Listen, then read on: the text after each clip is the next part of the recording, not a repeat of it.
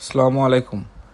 পৃথিবীর যে প্রান্ত থেকে আমার বাংলা ভাষাভাষী যে ভাইয়েরা আছেন, যারা আমার ভিডিওগুলো দেখেন, তাদেরকে জানাই আন্তরিক শুভেচ্ছা এবং অভিনন্দন।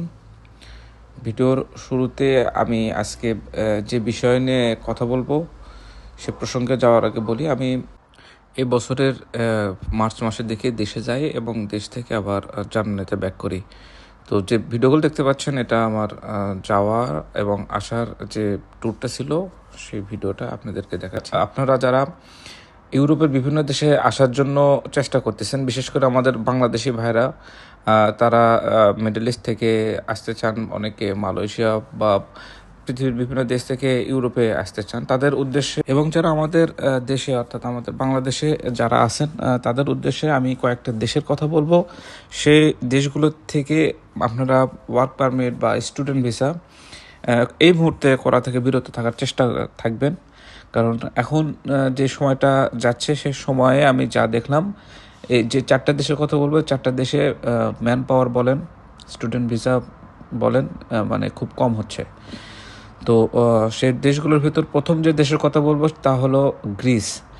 গ্রিসে এই মুহূর্তে আমার জানা মতে ওখানে যাওয়ার কোনো রিজন বাংলাদেশিদের নাই বললেই চলে, কারণ ওখানে কাজের অপরচুনিটিস বা কাজের যে সুযোগ সুবিধা খুবই কম।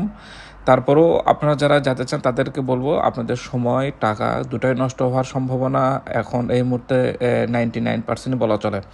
কারণ ওখানে অনেকের স্ট্রং প্রোফাইল থাকা পরও তারা হচ্ছে যে ওয়ার্ক পারমিট বা স্টুডেন্ট ভিসা এই মুহূর্তে পাচ্ছে না গ্রিস থেকে।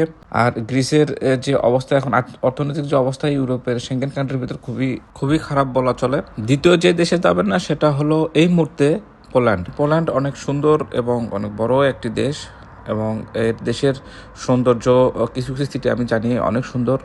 তো এখনকার এই মুহূর্তে যে বিষয়টা হচ্ছে তা হলো পোল্যান্ডে ভিসার রেশিওটা খুবই খুবই খুবই কম, সেটা স্টুডেন্ট ভিসা হোক, ট্যুরিস্ট ভিসা হোক, সেটা ওয়ার্ক পারমিট কাজের ভিসা। তো আপনাদেরকে বলবো এই দেশটাতে যদি এই মুহূর্তে আপনারা এই কয়েকটা ক্যাটাগরির ভিসাতে যদি অ্যাপ্লাই করেন, ভিসা রেশিও খুবই কম আছে বা কিছু স্ক্যামও আছে।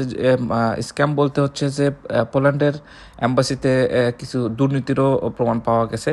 সেটা হচ্ছে যে ইন্ডিয়ান কিছু নিউজ পোর্টালে বা ইউএসের কিছু নিউজ পোর্টালে সেই দুর্নীতির যে বিষয়গুলো সেগুলো তুলে ধরা হয়েছে।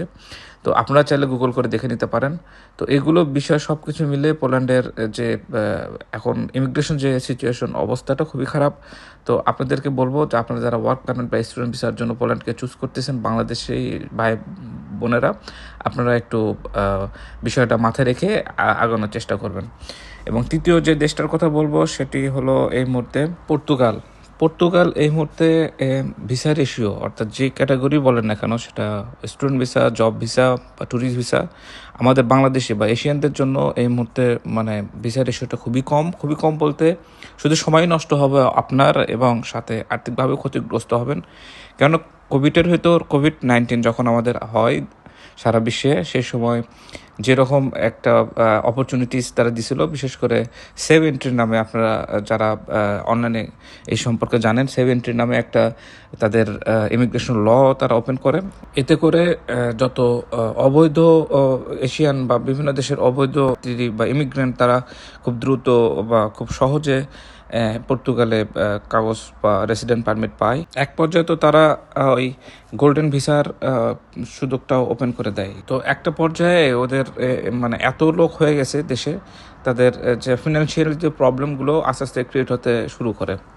তো এই জন্য ওরা চাচ্ছে যে এই মুহূর্তে বা এখনকার যে বিষয়টা যেটা দেখলাম তা হলো 2024 সালে যারা অ্যাপ্লাই করবেন তাদের যে ওয়ার্ক পারমিটের জন্য বা ট্যুরিস্ট ভিসার জন্য খুবই খারাপ একটা অবস্থা, ওয়ার্ক পারমিট এই মুহূর্তে বের হচ্ছেই না। সো আপনারা যারা পর্তুগাল নিয়ে এই মুহূর্তে কাজ করবেন একটু ভেবেচিন্তে করবেন, তবে 2025 সালের দিকে হয়তো এটা নর্মাল হয়ে যেতে পারে। কারণ আমি যতগুলো দেশের কথা বললাম তার ভেতর যে ইমিগ্রেশন যে বিষয়গুলো, এগুলো কিন্তু প্রত্যেকটা বছর পরিবর্তনশীল বা পরিবর্তন হয়। পরে যে দেশটার কথা বলবো তা হলো ডেনমার্ক। ডেনমার্কে গত কয়েক বছরে এত অবৈধ লোকের সংখ্যা বেড়ে গেছে যে তারা ট্যুরিস্ট ভিসা থেকে শুরু করে স্টুডেন্ট ভিসা, তারপর হচ্ছে যে যারা ওয়ার্ক পারমিটে, যারা কাজের ভিসা, জব ভিসা, এবং এমনকি তারা হচ্ছে যে স্পাউস ভিসা অর্থাৎ আপনার যে ফ্যামিলি রিউনিয়ন ভিসা, এটা শুধু তারা বন্ধ করে দিচ্ছে।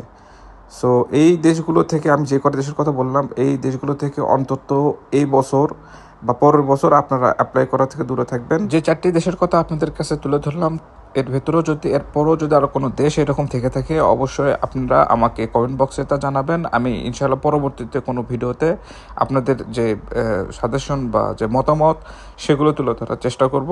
আমার ভিডিও যদি একটু ভালো লেগে থাকে অবশ্যই লাইক, কমেন্ট এবং সাবস্ক্রাইব করে আমার পাশে থাকবেন। পরবর্তী ভিডিও দেখার আমন্ত্রণ জানিয়ে আজকের মতো বিদায়। ধন্যবাদ।